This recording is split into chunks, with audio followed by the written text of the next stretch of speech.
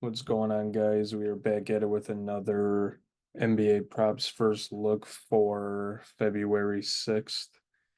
I didn't record last night, but Sunday we had Durant over 6.5 rebounds and Cade Cunningham over 6.5 assists. Cade got there, Durant didn't. It was a blowout. I didn't even think about Bradley Beal's return to DC, so that kind of screwed me up, but whatever.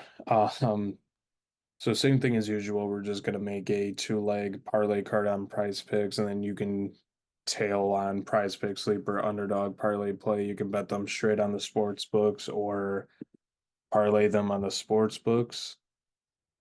Oh crap, what did I click? There we go. All right, let's just jump into it. I'm tired. So first prop we're gonna go with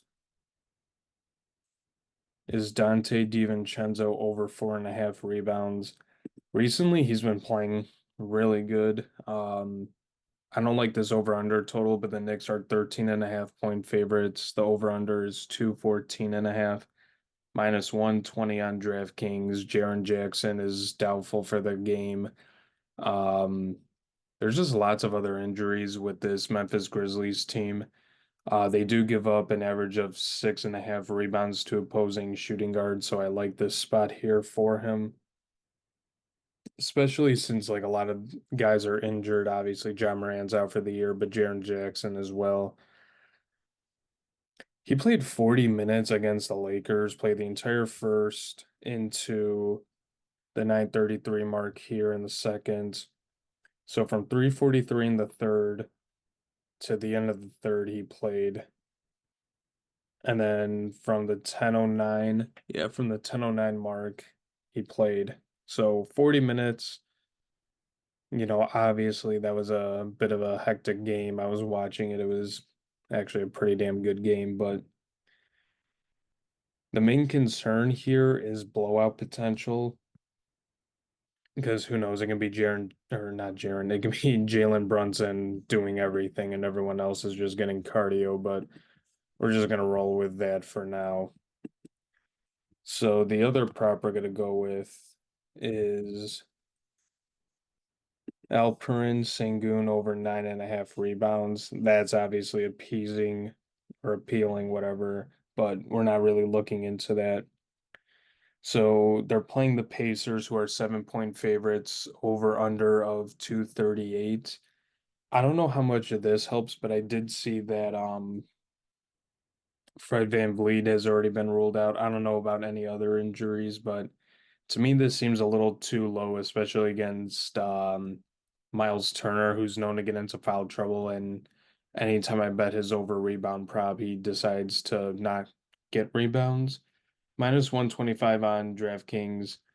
Indy gives up 13 rebounds to opposing centers. And the last time these two teams played against each other on December 26th, Sangoon had 16 rebounds. So here he is up here. If I can get this thing to work. Played up until the 140 mark.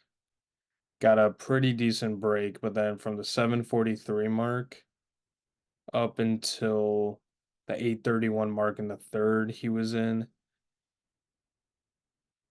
They did get kind of blown out here. I probably should have looked into this a little bit better here, but it kind of seems like that. I mean, up until let's see this last rotation, up until the 637 mark is when he got checked out. But part of me thinks this is going to be a lot closer of a game than I and maybe others anticipate. Um, Over under totals pretty good. Um, I think that this can just be a game where he just gets multiple rebounds. And I know Fred VanVleet is a point guard, and it's not that much of a difference with him being on the floor.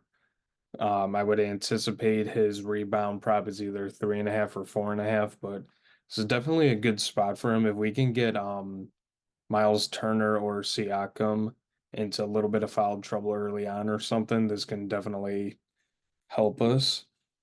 So we're gonna go DiVincenzo over 4.5 rebounds, and then Sengun over 9.5 rebounds. Put 15 on it, and that'll do it. So kind of like I always say, you can tail on PrizePicks, sleeper, underdog, parlay play. You can bet them straight on the sports books or parlay them. I'll be posting more plays sometime tomorrow on Twitter at HotshotFantasy or X, whatever it's called nowadays. Just make sure to like and subscribe if you haven't already, and I'll see you guys in the next video.